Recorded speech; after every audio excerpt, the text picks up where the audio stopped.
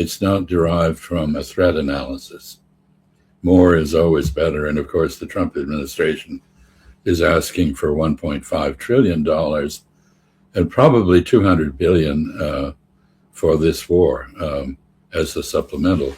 We don't know the figures yet, but it's clearly a great deal more expensive than the Defense Department spokesperson, Mr. Hurst, mentioned. Do you think that they're considering the spending on the part of Israelis as well in terms of ammunition and the interceptors, cruise missiles that they've used? No, I suspect that is budgeted separately, not included. And, essentially where we are now, Nima, if I may, is we're in a war of attrition, an economic war of attrition.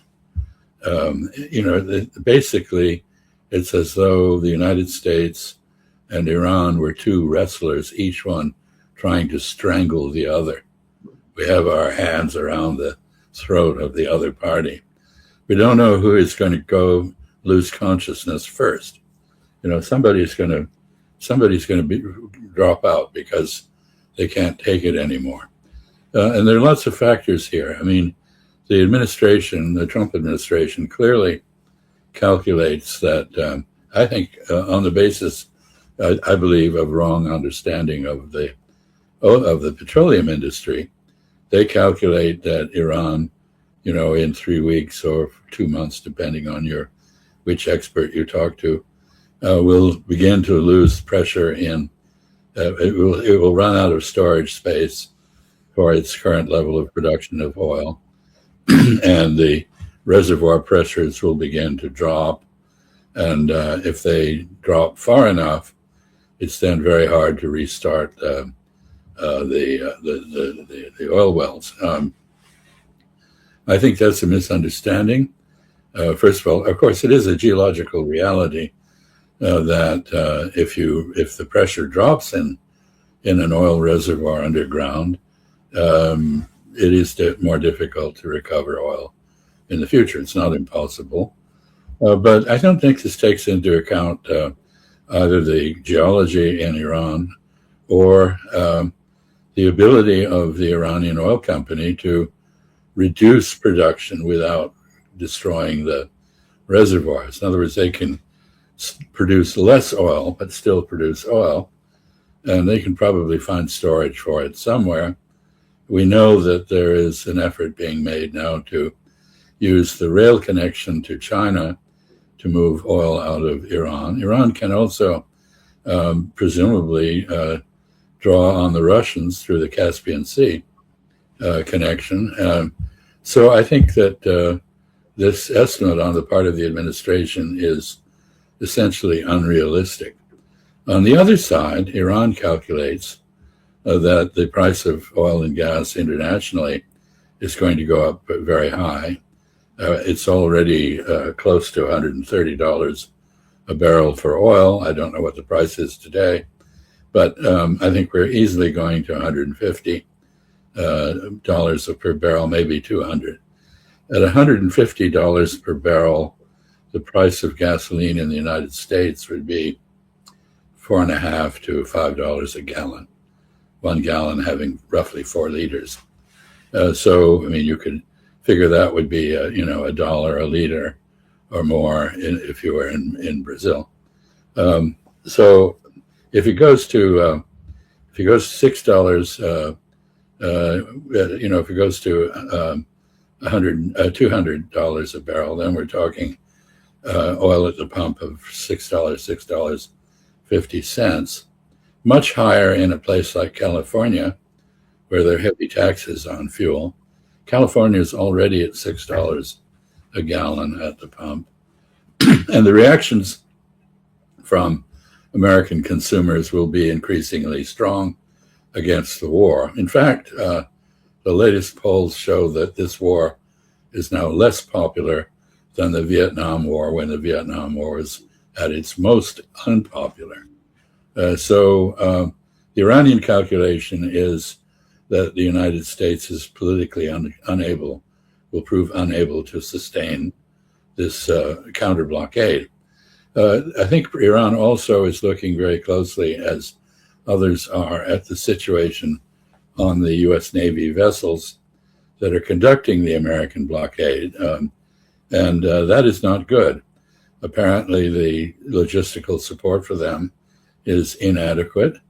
We've seen what look like acts of sabotage by sailors complaining about the fact that they've been at sea for almost a year with no rest, separated from their families, and deprived of the amenities that they had earlier.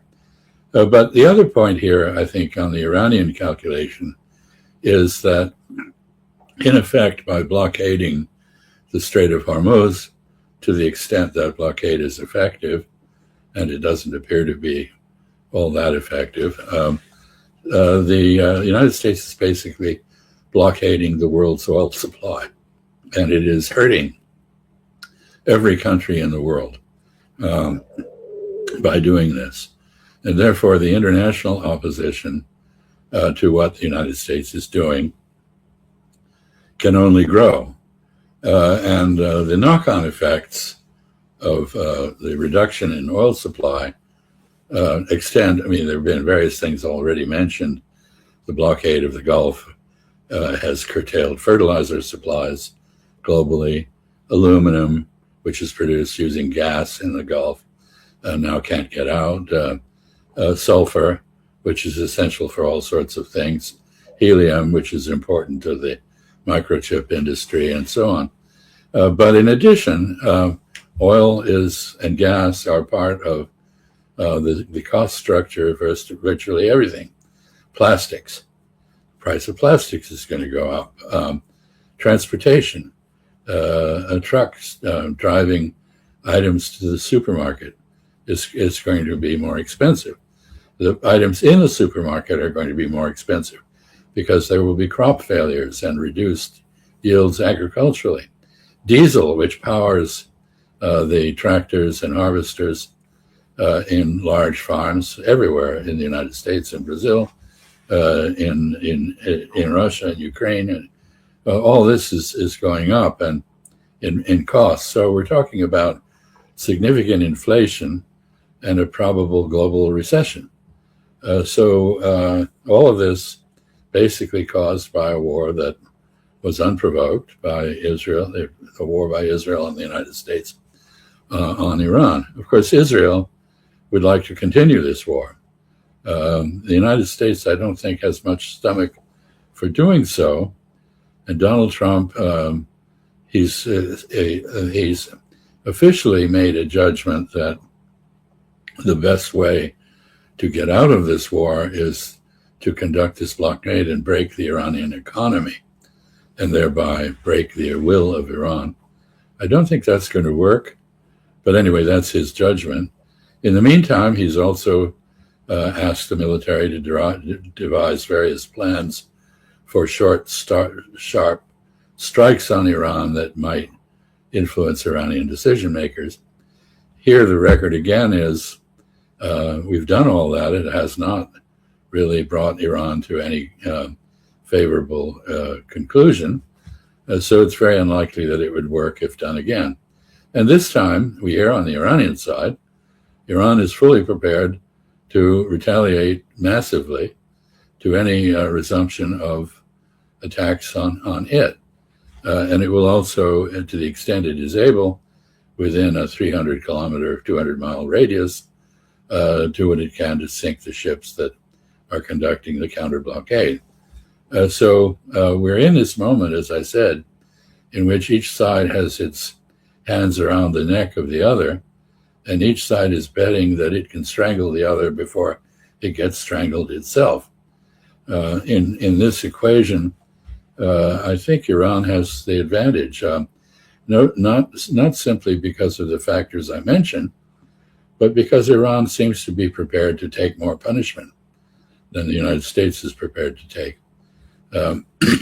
We have also, I should add, the wild card, the element of Lebanon, where Israel is not respecting any of the ceasefire, and it has ceased bombing Beirut, but it is leveling all the structures south of the Litani River. It's blown up the rivers. It's trying to make it impossible for people to return. And Hezbollah is still resisting, still killing Israeli troops in Lebanon and firing missiles into Israel.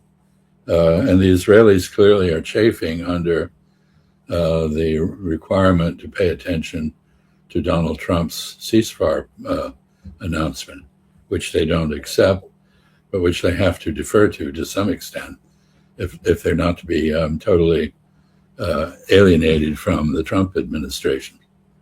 So I think this is a kind of limbo, an uncertain period. We don't know what will happen. Each side is waiting for the other side to be exhausted. In a way, this is an extension of the original Iranian strategy. That is, let the United States and Israel exhaust themselves attacking Iran. Iran will wait for the right moment to act. So there we are. I think this is unlikely to be, I think we're all going to experience a great deal more pain before this is over. I think many people would be surprised how much Iran is today concerned about the situation with Lebanon. They're most concerned about Lebanon than Iran itself. You look at the way that they're talking about the situation in southern part of Lebanon. But the reality is, Ambassador, the Israelis are leveling, just destroying everything in the southern part of Lebanon. But that doesn't mean that they can stay there. That's the problem on their part. Right. No, they're trying to reduce southern Lebanon to the status of Gaza. The only difference is that in Gaza, the people have nowhere to go, whereas in Lebanon, they have gone north. But there are 1 million Lebanese who are displaced. And let me make there's an issue here. Lebanese are present in every country in the world. There is a big Lebanese diaspora. A lot of Lebanese Christians left, but they're still Lebanese. A lot of Lebanese Sunni left, but they're still Lebanese. The Shia group in Lebanon, which is the base of support for Hezbollah, is very much in charge in Lebanon. The Lebanese government cannot make the deal with Israel that it would like to make. The Lebanese government would like to disarm Hezbollah. Of course, any government wants to have a monopoly on the use of force.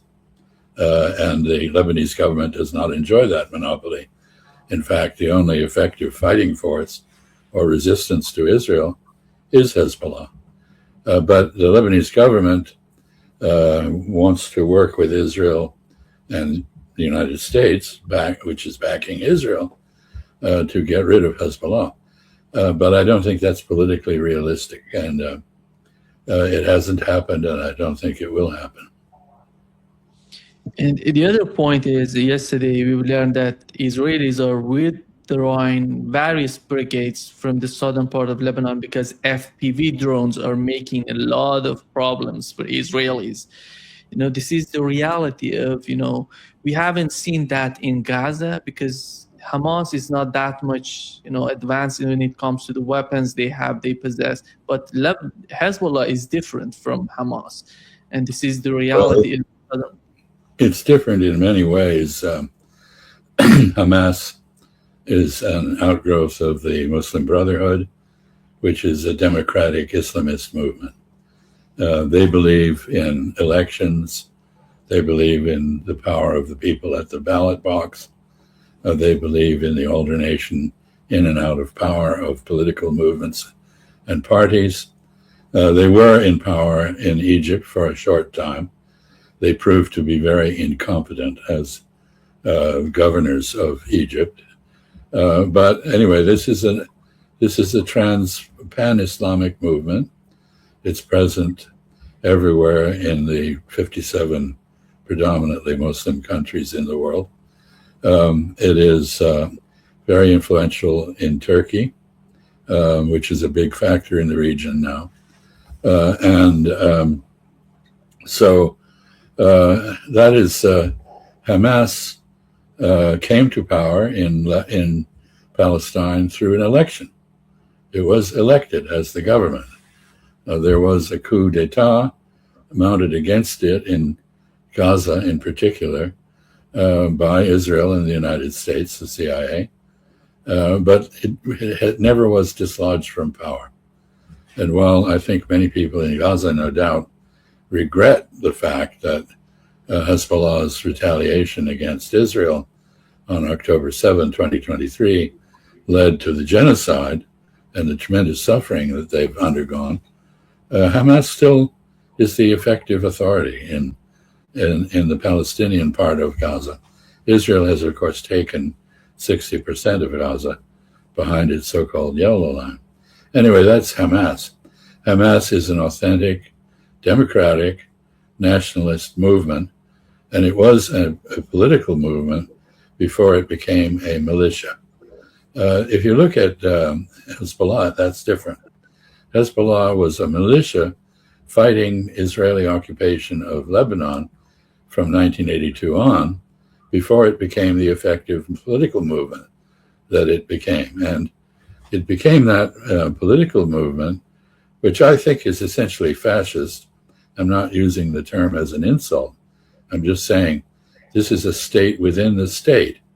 If you go to Beirut, I was very struck when I've been in Beirut by, if you get up in the middle of the night, so you say you have to go to the airport or something, and you go out, you see who's doing the street cleaning, not the government, Hezbollah.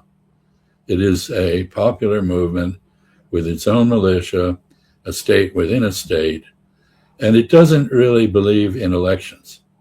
It does not have its roots, as Hamas does, in democracy. It has its roots in armed struggle. So, you can't tell if you talk to Hezbollah, as I've talked to them, whether they believe, in one man, one vote, one time, or whether they believe in elections as a source of authority for the government. Of course, they are effectively a majority in the Lebanese parliament. And they would be the government in Lebanon if Lebanon did not have a French-designed constitution which reserved the presidency for a Maronite Christian. The Speaker of the House has to be Sunni, the Speaker of the Parliament, and the Prime Minister has to be, the Speaker of the House has to be Shia, and the Prime Minister has to be Sunni. So this is an arrangement the French made, which to some extent reflected the distribution of power in Lebanese society in the colonial era. It does not reflect that balance of power anymore because Christian and Sunni groups have been relatively diminished, and the Shia are now the majority in Lebanon. So there's a constitution that basically delegitimizes the Lebanese government and leaves Hezbollah political space in which to operate, and it does. I don't think it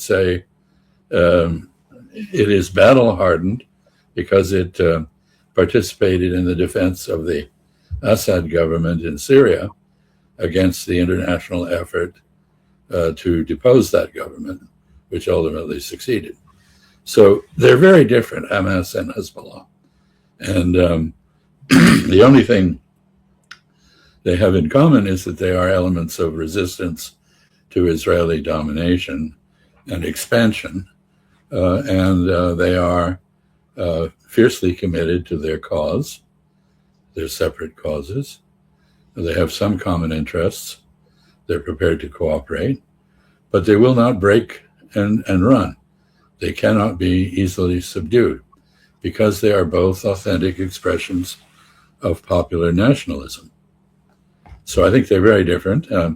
Hezbollah, as you said, has the other advantage of having been technologically much more advanced. It had access through Syria and through the sea to Iranian technical support. It has developed its own missile production capabilities, It is fairly sophisticated in engineering terms, whereas Hamas was totally cut off from the beginning in Gaza and had only light weapons and was no match for the Israelis. The Israelis, every time they have invaded Lebanon, they have been defeated by Hezbollah. And your mention of the extension of the drone warfare pioneered in the Ukraine war to Lebanon is very, very appropriate.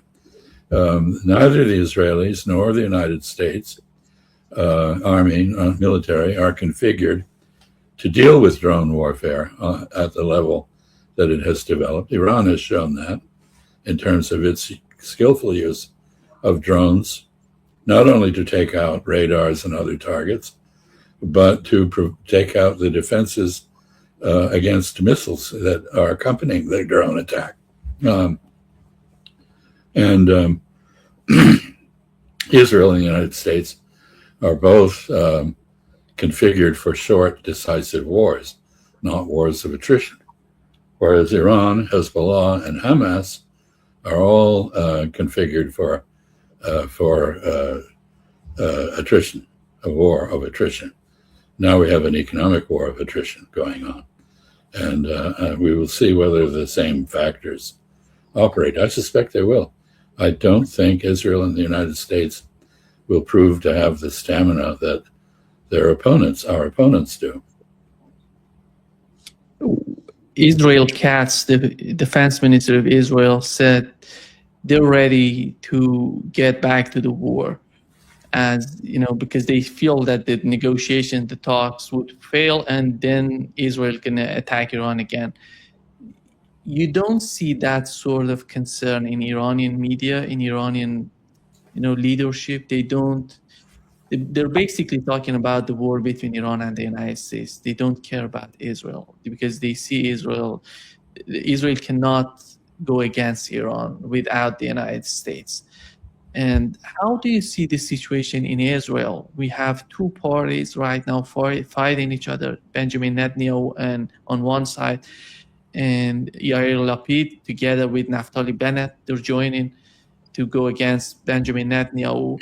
And how much of change would happen in Israel if, let's assume, the position win in Israel? Well, let's begin by acknowledging that Netanyahu, who put Trump up to this war, Trump, of course, was predisposed to go to this war. He's been anti-Iranian for many decades. He also does not appear to understand diplomacy as an alternative to warfare. In that regard, he's like Netanyahu. But Netanyahu is very frustrated with Donald Trump. Donald Trump wants to end this war. Netanyahu does not. Why does Netanyahu not want to end the war? Well, charitably, one reason is that Israel has not accomplished its objectives.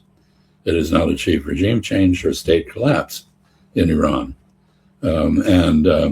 It has not achieved the defeat of Hezbollah, despite having decimated Hezbollah's leadership echelon. So there are sound strategic reasons for Netanyahu to be opposed to ending this war, and therefore to be at odds with Donald Trump. So Donald Trump acts unilaterally. Israel is not directly present in the Islamabad meeting. Of course, it's indirectly present through Witkoff and Kushner, who are both devoted Zionists and very close to Netanyahu and his government. But Israel is not directly present there. It has no direct voice. Similarly, Israel had a kind of phony ceasefire imposed on it in Lebanon, which, of course, it's gradually unraveled because it never accepted it. So Netanyahu does not like Trump's unilateralism, and Trump doesn't like Netanyahu's unilateralism.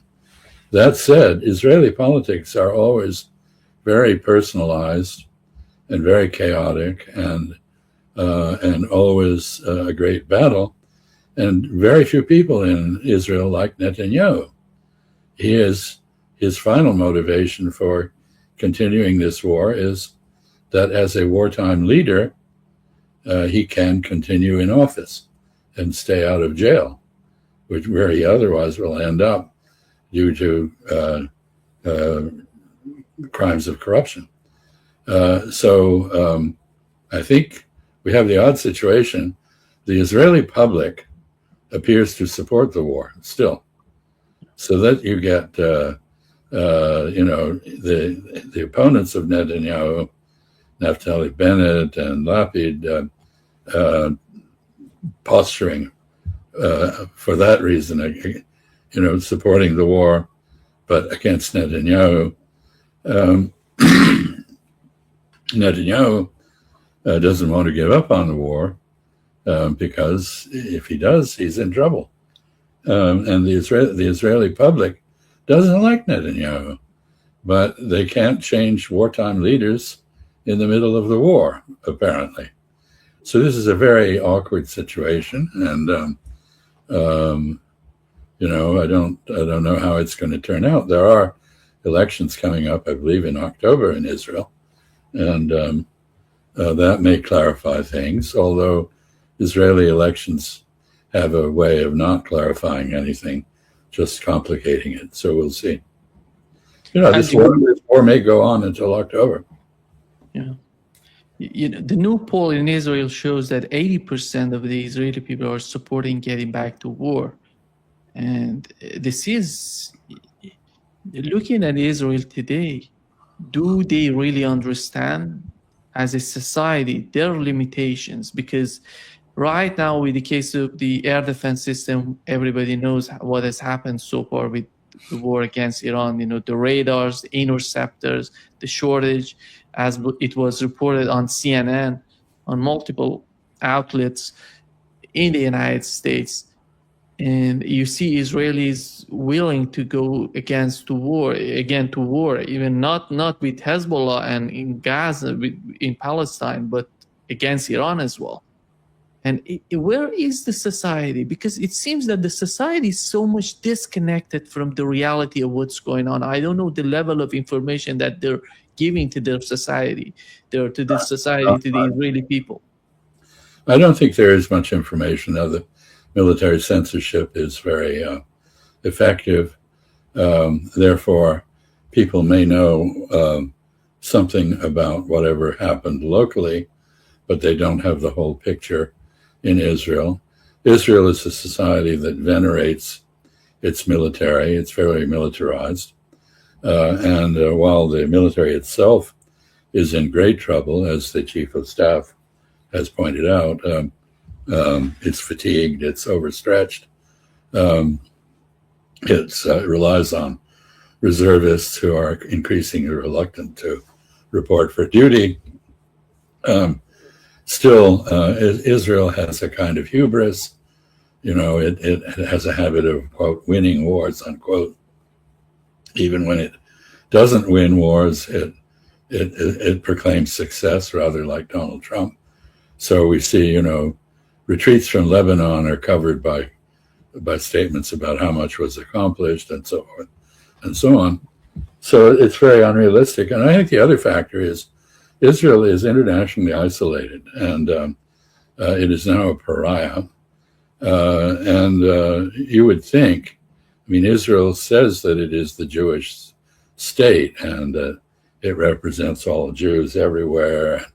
Jews should all go to Israel and become Israelis. But the fact is that what Israel has done has caused great danger for Jews everywhere outside Israel. It has revived anti-Semitism at a level which would have seemed impossible before this recent 4-year sequence of events. It has, we're seeing, in lone wolf incidents, apparently, like this stabbing in London of a couple of British Jews, and we're seeing synagogues attacked and so forth. And this is not anything that was happening before. But I think, frankly, Israelis don't give a fig about Jews outside Israel, despite their claim to be the representative Judaism of world Jewry. They don't really care. In fact, there is a long history of Israeli efforts actually to promote anti-Semitism because it causes Jews abroad to want to go to the safe haven of Israel. Well, Israel is no safe haven now. And Jews outside Israel, in increasing majorities, are disgusted with Israel. They don't want anything to do with it. So Israel is doing grave damage to its image, to its standing in the world. It's also doing grave damage to Jews outside Israel, and it's depriving itself of the political and military support, potentially, that it requires for its survival.